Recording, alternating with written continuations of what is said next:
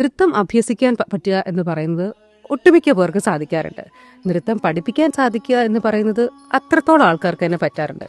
പക്ഷെ നൃത്തം അതിൽ മനസ്സിലൊരു ഐഡിയ വരുന്നത് മുതൽ അത് എഴുതി ചിട്ടപ്പെടുത്തി അത് കമ്പോസ് ചെയ്ത് കൊറിയോഗ്രാഫ് ചെയ്ത് കംപ്ലീറ്റ് ഒരു 360 ലൈനെ കൊണ്ടുവരിക്കുന്നത് വളരെ ചുരുക്കം ചില ടീച്ചേഴ്സ് മാത്രമേ നമുക്കിന്ന് കേരളത്തിലുള്ളൂ.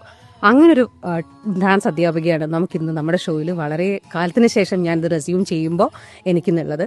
Let me welcome Shrimati Manju V Nair to a show.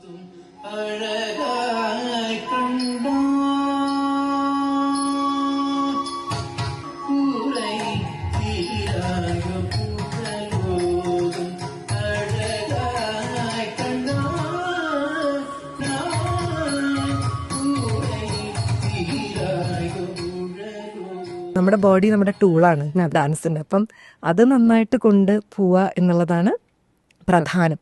അതിലപ്പുറം ഞാൻ നൃത്തത്തിന് അങ്ങനെ കാണുന്നേയില്ല. ഞാൻ ഏതൊരു നൃത്തവും അതിൻ്റെ പെർഫെക്ഷനിലും അതുപോലെ അത് അവതരിപ്പിക്കുന്ന രീതിയിലും ഞാൻ അതിൻ്റെ ഒരു പരിപൂർണത ഉണ്ടെങ്കിൽ അത് ആസ്വദിക്കുന്ന ആളാണ് ഞാൻ.